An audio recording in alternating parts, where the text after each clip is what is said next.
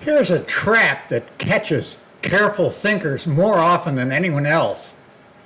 You can understand the map of consciousness completely and still be standing in exactly the same place on it. I spent 32 years in academic philosophy. I encountered thinkers who could analyze consciousness with extraordinary precision. The structure of experience, the nature of awareness, the relationship between mind and the world. Brilliant, rigorous thinkers like Meinong, Sartre, Husserl, Heidegger. Most of them remained in the 400s throughout their lives, not because they lacked intelligence, but because they confused understanding something with being changed by it. Hawkins was explicit about this. The map is not a ladder you climb by knowing where the rungs are.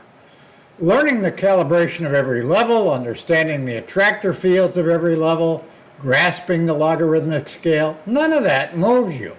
It can't, because calibration is not a function of what you understand conceptually.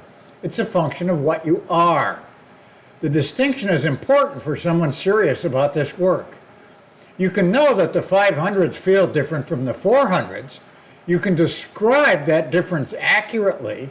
You can even teach it convincingly. And you can be stuck in the 400s or even the 300s while you do all of that. Why does this catch careful thinkers specifically? Because the mind that can analyze a system feels as if it has, in some meaningful sense, mastered it. The understanding may feel like a rival. However, the understanding, even when very refined, is about objects in awareness. And objects in awareness do not change the level of awareness itself. That requires a different kind of work entirely. Hawkins called it the difference between the level of the teacher and the level of the teaching. A teacher can transmit a teaching they have not themselves realized. The teaching remains true. The teacher may remain stuck at 499 or lower. What actually raises calibration is the direct practice of surrendering the very faculty that produced the understanding, the analytical, conceptual, dualistic mind, into something underneath it. That's not an intellectual achievement.